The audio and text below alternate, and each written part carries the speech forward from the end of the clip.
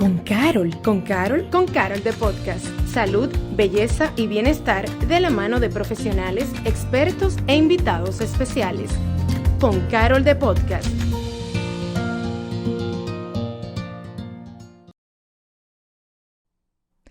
Hola a todos, yo soy Paloma Rodríguez y bienvenidos a un nuevo episodio de Con Carol de Podcast. Y estamos todavía en enero y yo sé que enero se siente eterno, pero ya estamos casi acabando el mes, no se preocupen. Y además de eso, le damos entrada y la bienvenida a un mes muy importante para nosotros como Grupo Carol. Y es que en este momento del mes de febrero, que es lo que se acerca, a través de diferentes acciones se enciende lo que se le llama alerta roja por el corazón. Y para ir entrando ya como en el tema y en todo lo que es el tema de salud cardiovascular, vamos a hablar en el día de hoy con el doctor Freddy Loinaz, cardiólogo intervencionista y hemodinamista, con quien vamos a conversar un poco sobre la salud cardiovascular. Bienvenido, doctor, ¿cómo está? Muchísimas gracias, Paloma, por la invitación. Yo le estaba diciendo fuera, antes de empezar a grabar, que tuvimos casi toda una tertulia, que a mí todo el tema cardiovascular me parece sumamente interesante porque yo me siento muy identificada con él, ya que hace poco me enteré que tengo un problema como de hipertensión. Sí. Y últimamente vi conocido a muchas personas, entendí que hay una gran parte de nuestra población, tanto, sobre todo se conoce más en adultos, pero ya se está viendo más seguido, más frecuente en jóvenes, con temas cardiovasculares, por lo que yo creo que es muy responsable de parte de todos nosotros y agradeciendo tener esta plataforma para poder brindar las informaciones que todos debemos de saber, que tal vez hoy no la necesite, pero mañana sí. Vamos a hablar un poco de usted, doctor. Para comenzar, ¿podría hablarnos un poco de cuáles son sus especialidades? Bueno, yo soy cardiólogo y cardiólogo intervencionista. El cardiólogo intervencionista básicamente es una subespecialidad de la cardiología que se encarga de hacer diagnósticos y tratamientos mínimamente invasivos sobre lo que son las enfermedades cardiovasculares.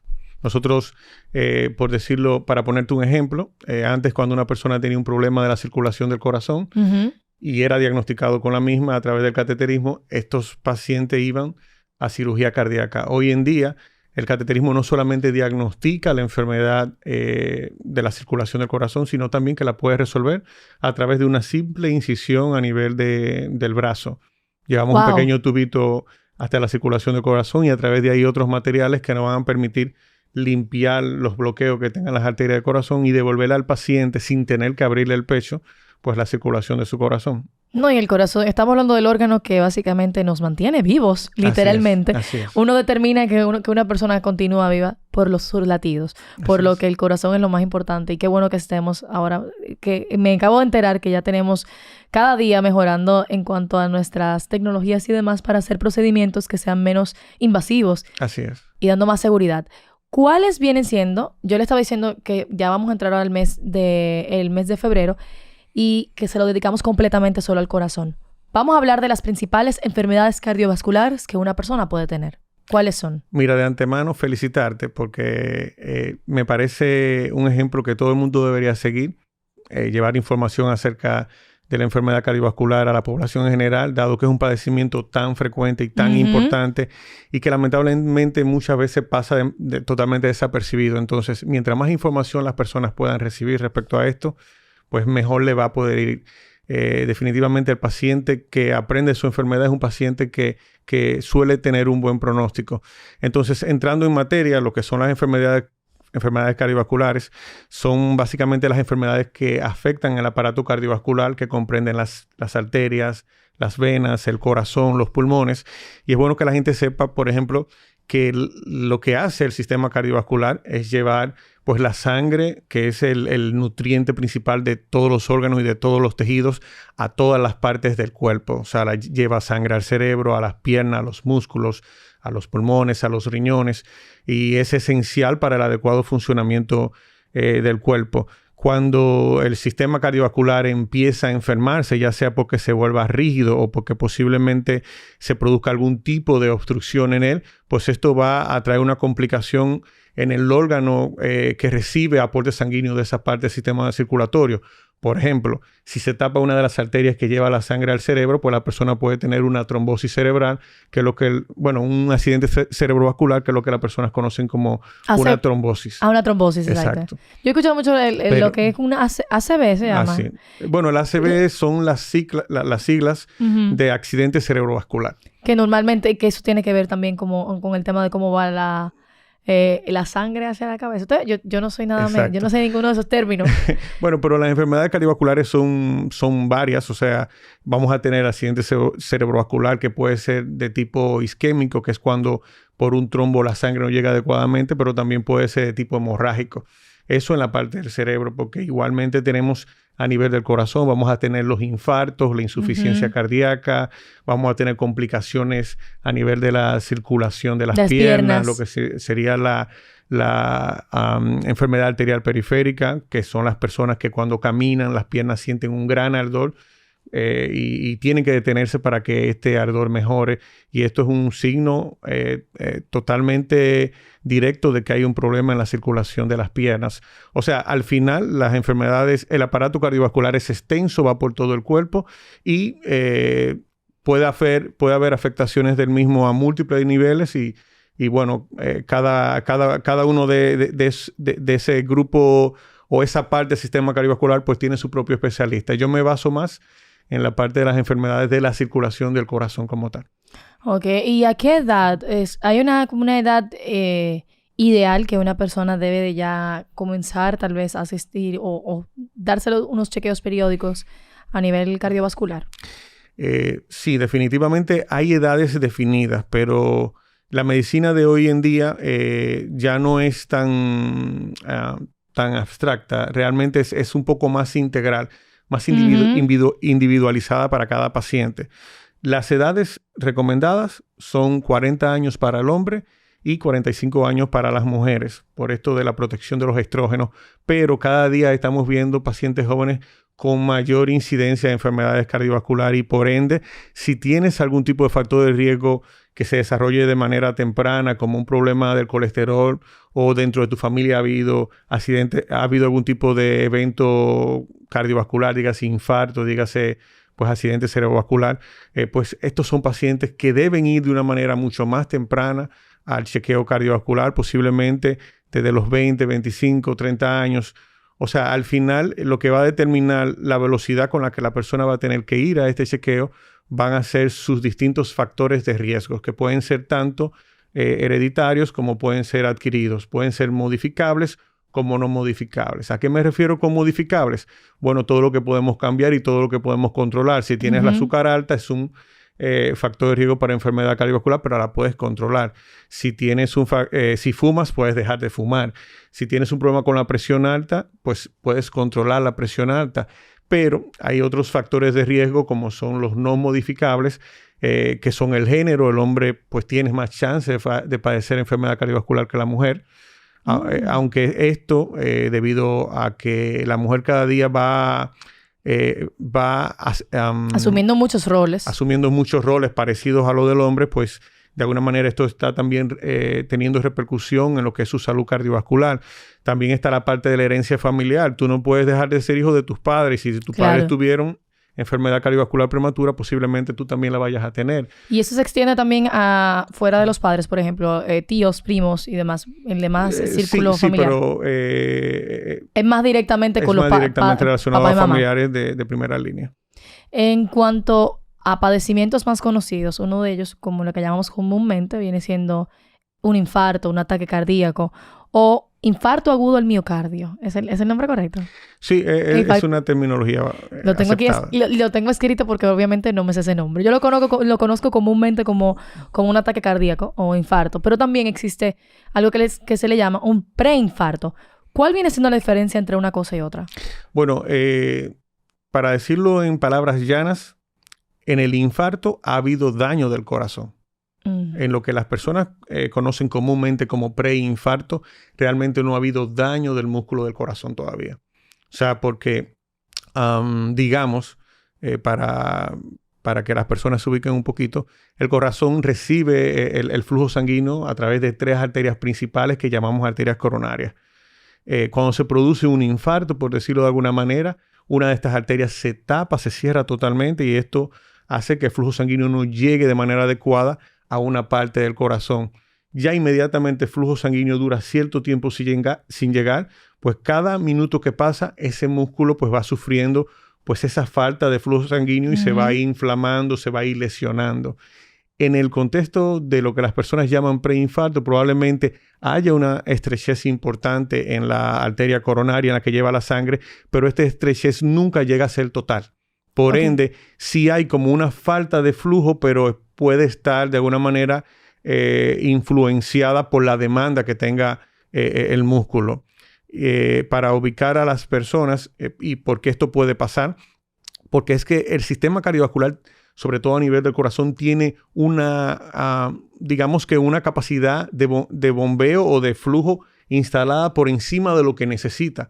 Y por eso es que a veces vemos personas que tienen enfermedad importante, sin embargo, están en reposo y están tranquilos y todas sus pruebas salen bien. Pero inmediatamente nosotros incrementamos la demanda de flujo sanguíneo a nivel del músculo, entonces estas obstrucciones sí se hacen evidentes. ¿Y cuáles son las causas que llevan a una persona a tener un infarto o un preinfarto? Bueno, normalmente es la enfermedad del endotelio, que es la capa más interna del vaso sanguíneo.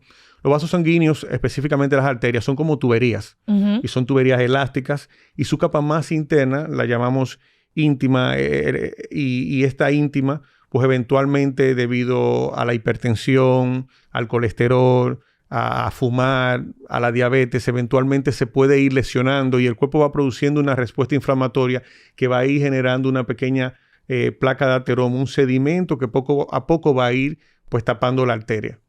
Y obviamente, pues esto, mientras más te expones a estos factores de riesgo, pues la enfermedad va siendo progresiva. En el contexto del infarto, generalmente, lo que pasa con esa placa de ateroma es que de repente se puede romper.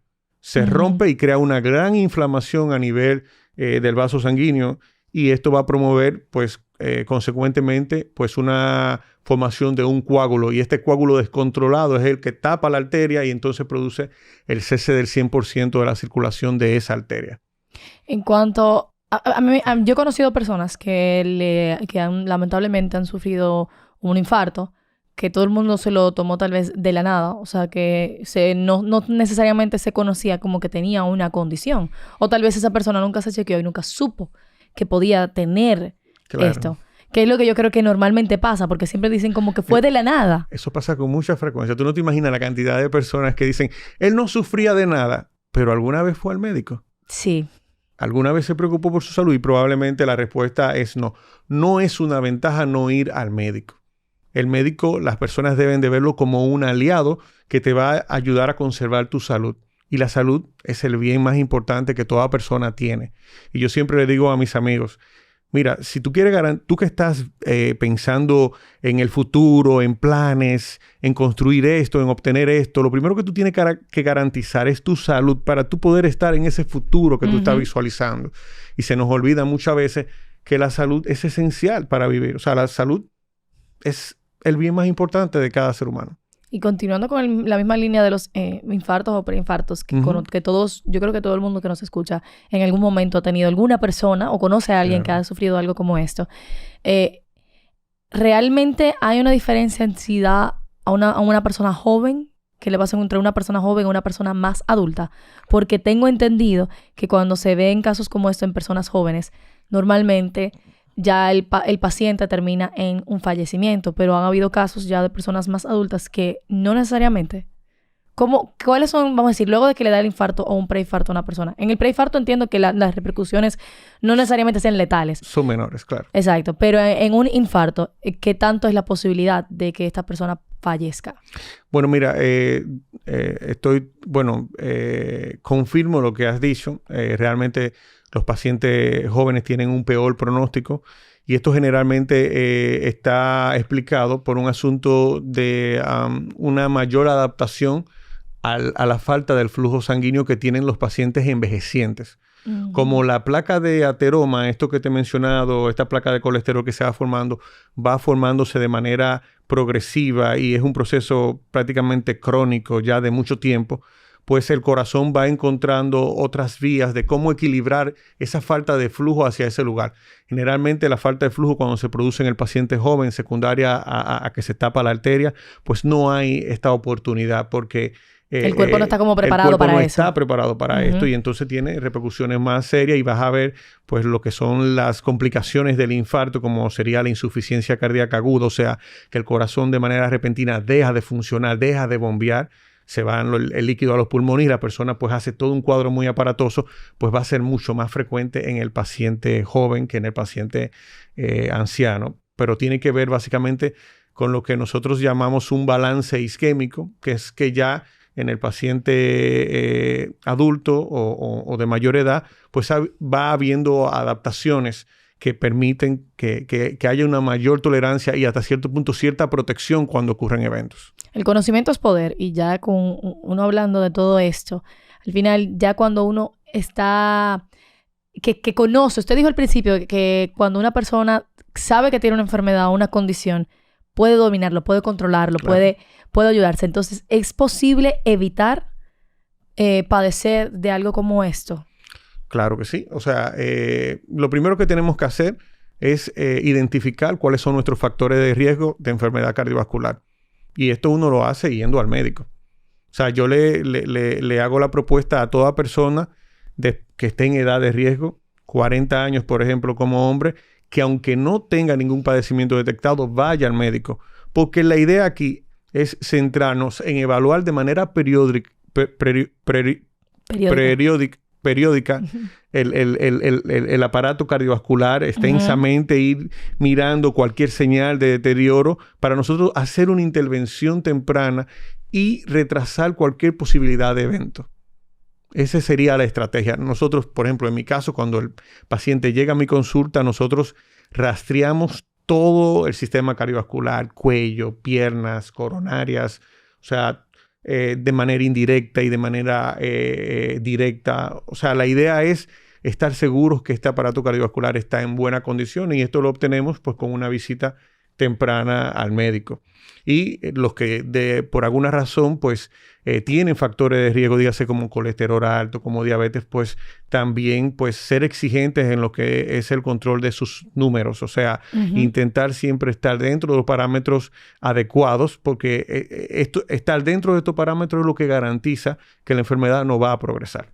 Tú sabes que yo me he dado cuenta, yo tuve un amigo que gracias a Dios superó eso, pero él tuvo un derrame cerebral y en el momento cuando le dio, lo que sintió fue un dolor de cabeza tan fuerte, pero no había nadie que tuviera una pastilla, entonces nunca se tomó nada. Simplemente fue tan fuerte que llamaron a una ambulancia, se lo llevaron y dijeron qué bueno que él no tomó nada y que fue un milagro que él pudiera todavía y claro, hoy en día está vivo, saludable, sano y todo. Claro.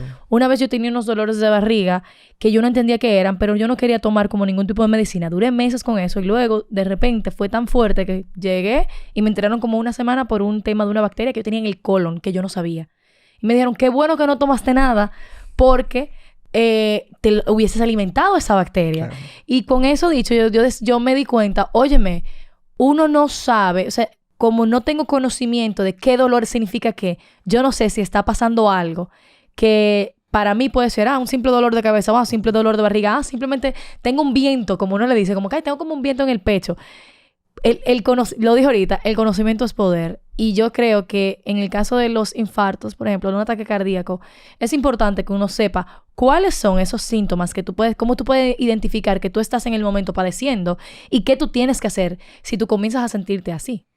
Sí, definitivamente hay síntomas que son prodrómicos de un evento cardiovascular, sobre todo de un infarto. El cardinal, el principal, el dolor en el pecho.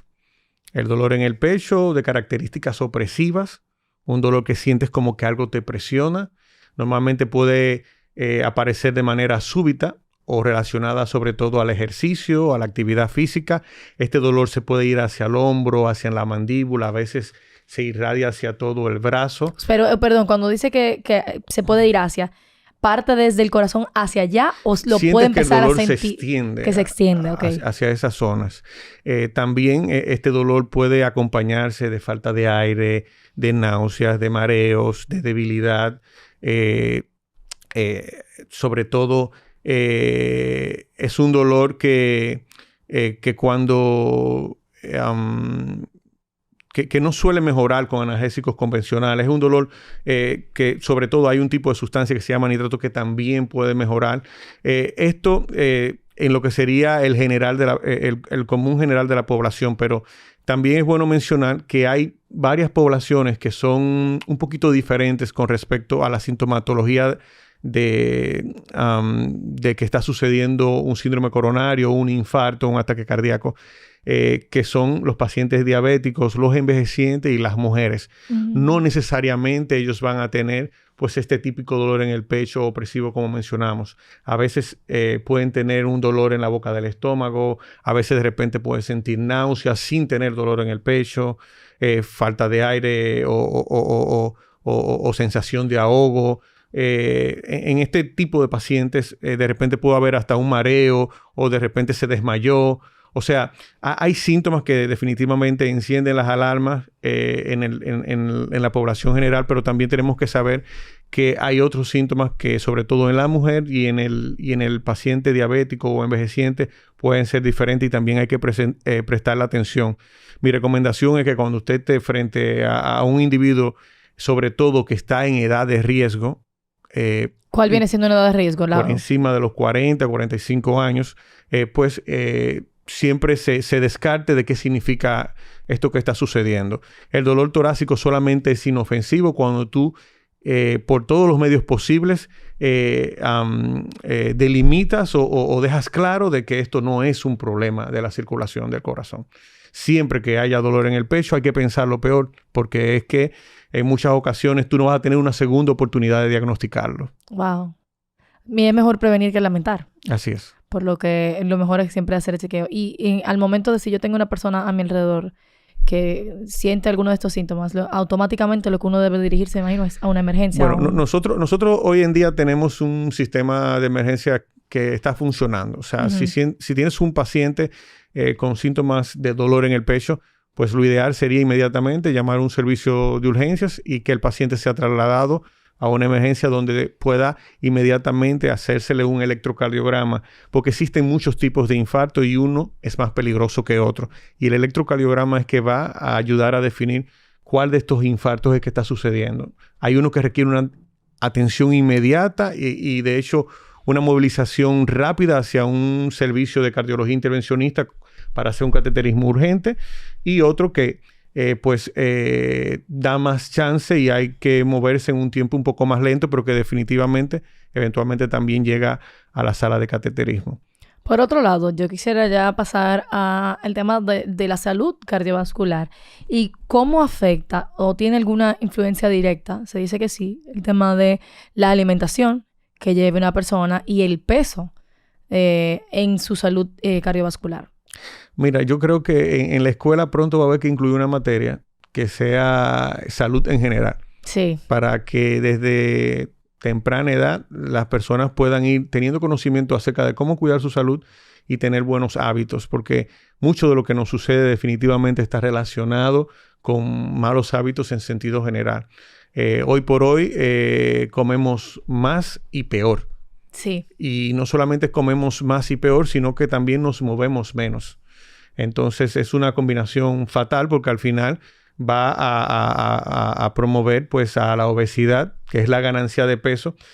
Siempre que veas un individuo obeso tienes que pensar que es una persona que posiblemente no esté comiendo una cantidad adecuada de calorías, que esté comiendo mucho más de lo que necesitas, y de ahí pues nace pues todo este tejido adiposo que tiene la capacidad de generar diabetes, de generar hipertensión, que tiene la capacidad de dañar el endotelio vascular, nuestras arterias, y eventualmente pues hacer que las personas puedan tener alguna complicación cardiovascular mayor como un infarto o una trombosis.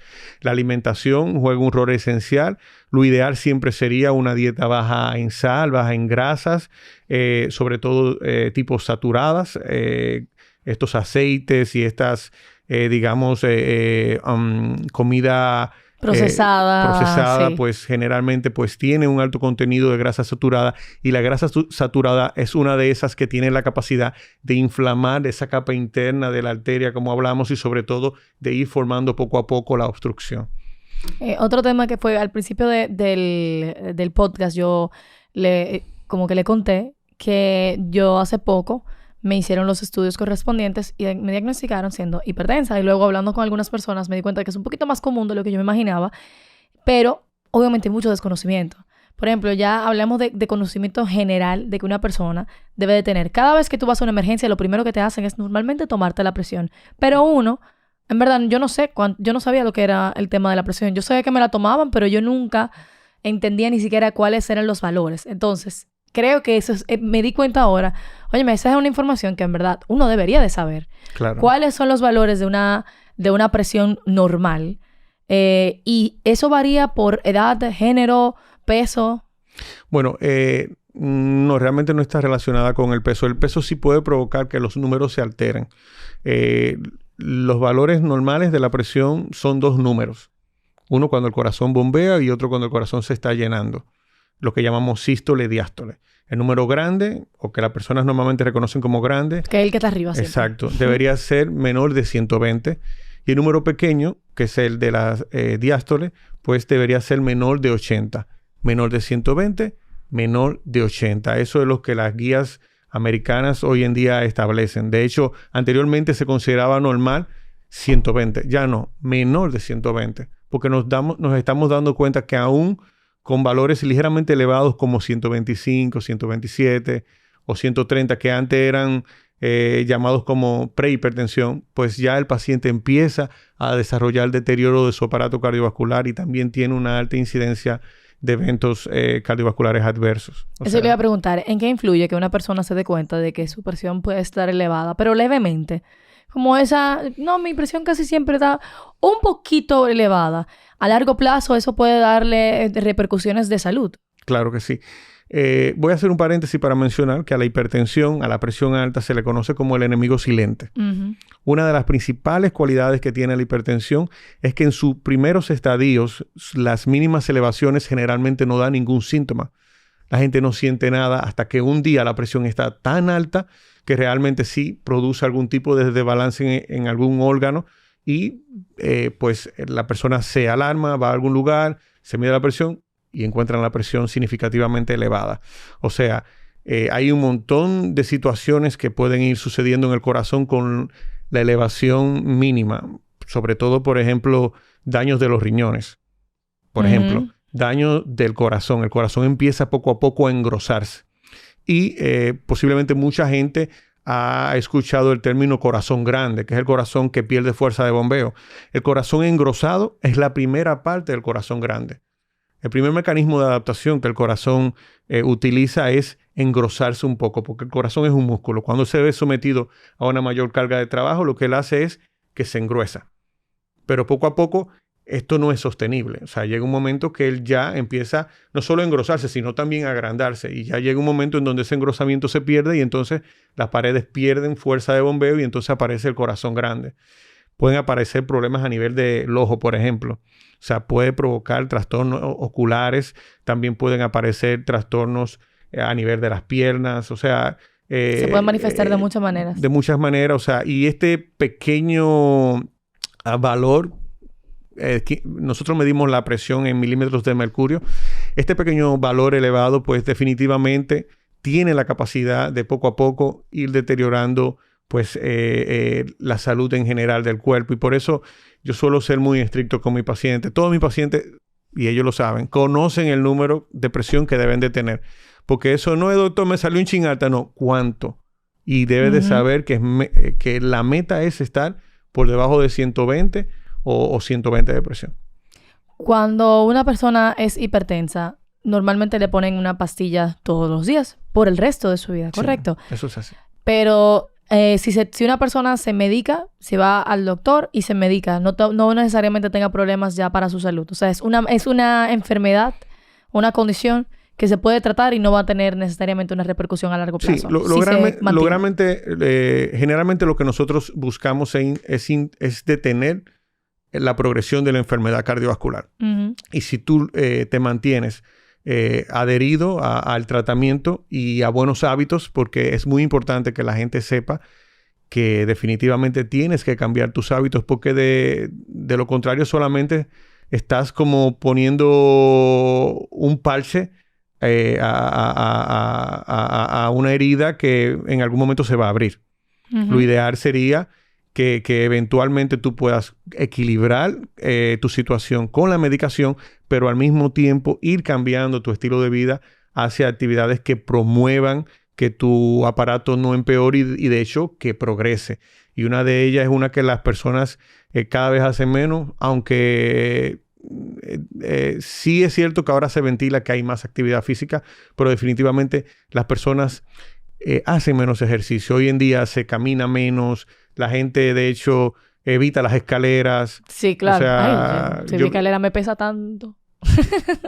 y de hecho... Es la realidad. Pusimos nuestra vida mucho más sencilla. Exacto. Sin nuestro trabajo físico. En sí mismo también ahora es menos físico. Mucho por ende, digital. Antes tenías la posibilidad que el trabajo de alguna manera te ayudase a ser físicamente más activo, pero ya todas estas cosas poco a poco se van perdiendo y nos pasamos todo el día sentados comiendo mucho y mal. Y entonces definitivamente tarde o temprano eso va a tener complicaciones. Claro, tarde o temprano te va deteriorando a largo plazo. Así es. Ya para terminar, vamos a dejarle cuáles serían las recomendaciones que usted le dejaría a las personas que nos están viendo y nos están escuchando para que puedan tener una mejor salud cardiovascular para su vida. Bueno, definitivamente el primero de ellos es conocer cuáles son tus factores de riesgo, cuáles son los posibles factores de riesgo que tienes presentes. Una vez que lo identifiques, pues intentar corregirlo. Siempre buscar asesoría médica. Nunca es temprano para ir al médico. No te voy a decir que vaya todos los días, pero por lo menos una persona saludable debería ir por lo menos una vez al año al médico. Y si tiene algún padecimiento de salud, pues ese padecimiento pues, es que va a ir dictando con qué frecuencia esa persona va a tener que ir. Siempre también importante conocer sus números, conocer cuáles son los números importantes en cuanto al control. Como mencionaste, la presión. O sea, tú saber cuánto están dando tus mediciones y qué tan cerca estás de ello. Siempre recordar también que el control de los hábitos es esencial para la estabilidad de la enfermedad cardiovascular. No importa si tomas tratamiento, si tú no corriges los hábitos que tengas, pues la enfermedad sigue progresando porque sencillamente solamente estás poniendo un tente ahí a una situación que va a continuar creciendo y eventualmente va a generar un problema. Y la medicina o una de las medicinas más baratas que existe es el ejercicio. Señores, hagan ejercicio todo el que puedan. Con esto no hay límites. Si hay algo que ha demostrado que puede mejorar la salud cardiovascular, es tener una vida activa. Increíble. Y yo para terminar con eso, yo siempre he sido una persona sumamente activa físicamente. Bueno, siempre no voy a mentir. Yo empecé a ir al gimnasio desde pandemia y a partir de ahí le cogí como hábito a comer mucho mejor que antes y hacer ejercicio siempre. Hasta que de repente yo me estaba mareando haciendo ejercicio y comencé a darme cuenta que mi presión estaba alta. Luego de eso, yo paré el ejercicio por el miedo a que ven acá, me estoy mareando más, obviamente sobre todo cuando estaba haciendo pesas, pero eso es otra cosa. Y lo primero que me dijo mi doctor cuando yo fui fue, no, sal a caminar, sal a correr. Y me dijo todo lo contrario. Yo pensaba que el ejercicio me estaba empeorando. Y él dijo, el ejercicio es lo que te mantiene saludable, lo que pasa es, eran como otras cosas que obviamente tienes que controlar. Y dice, ya luego de que todo esté controlado, por ejemplo, ya yo me siento normal haciendo todos mis ejercicios de antes. Pero era como yo pensaba que yo me estaba enfermando por hacer ejercicio. Pero era todo lo contrario.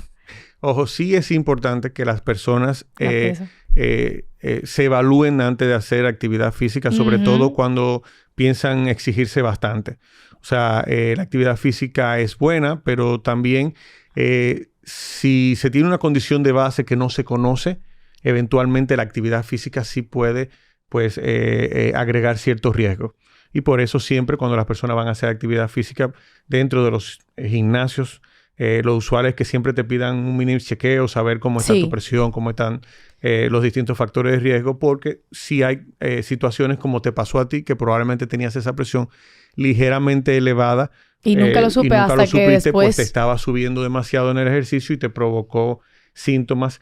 Pero no quiero con esto satanizar el ejercicio. Lo que sí quiero es que las personas sepan que eventualmente hay que chequearse previa a toda actividad física. Sobre todo las más demandantes. Sobre todo las más demandantes. Porque esa gente que levanta tanta pesa. Sí hay situaciones que pueden descontrolarse, pero el ejercicio, una vez equilibradas estas situaciones que cada persona tiene, pues esto es algo que va a venir a aportar y solamente aportar. Muchísimas gracias, doctor, por compartir con nosotros.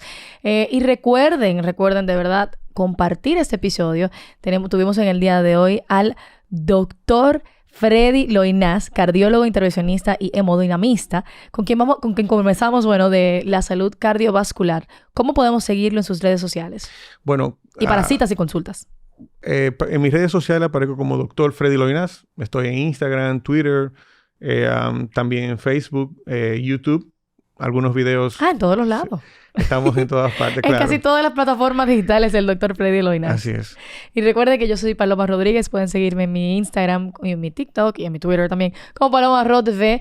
Paloma Rodríguez V. Oye, hasta me cambié el user. Y claro, seguir a la farmacia Carol en todas sus plataformas digitales. Espero que hayan disfrutado de este episodio. Y recuerden que ahora vamos a entrar al mes y vamos a hablar bastante de lo que es todo el tema cardiovascular ahora por el mes de febrero. Y iniciamos con usted, doctor. A mí me encantó este tema y yo creo que lo más importante de todo es no satanizar a veces cuando uno le tiene un poquito de miedo como al doctor. El conocimiento definitivamente es el poder. Y mientras uno sepa las cosas que tiene o lo que le puede pasar, uno puede prevenir, uno puede controlar y uno puede vivir una vida más plena, que al final eso es lo que queremos, ¿no? Así es. Muchísimas gracias por compartir con nosotros y a ti te escucho y nos vemos en el próximo episodio de Con Carol The Podcast. Gracias por acompañarnos a Con Carol The Podcast. Nos escuchamos en un próximo episodio.